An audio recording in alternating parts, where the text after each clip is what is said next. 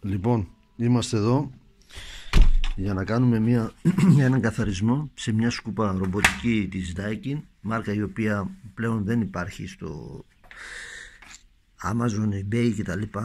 Είναι μια μάρκα η οποία είναι κοινή, ας πούμε, βγαίνει και σε άλλες μάρκες, κινέζικα, τα οποία πουλούνται στην Γερμανία. Θα κάνουμε ένα καθαρισμό στα μοτέρ. Θα φυσήξουμε με το κομπρεσέρ εδώ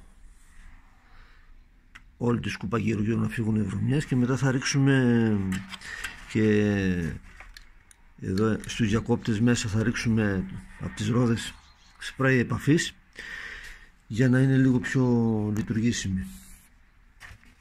Αυτή είναι και σκούπα και σφουγγάρισμα κάνει.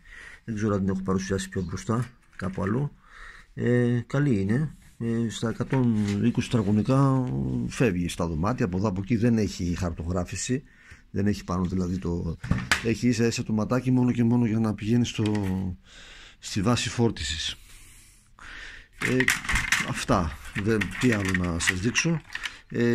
Σχετικά βγαίνει εύκολα, ξεβιδώνοντας κάποιες βίδες από την βάση από κάτω. Έχει 2, 4, 6 βίδες και εδώ στις άκρες βγαίνει εύκολα το καπάκι με τις φύσεις οι οποίες βοηθάνε. Αυτά για τη ρομποτική Daikin.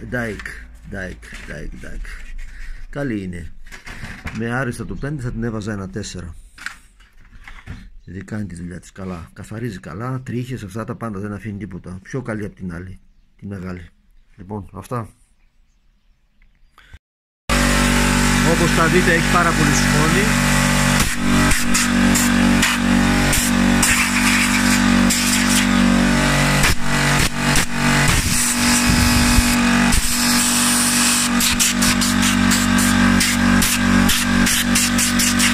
Και μετά θα ρίξουμε σπρέι επαφών.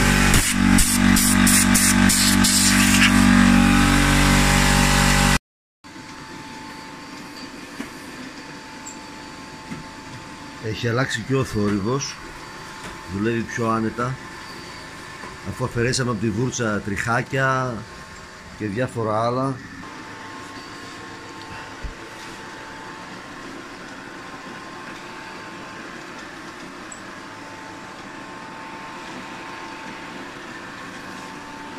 Είναι πολύ καλή πάντως.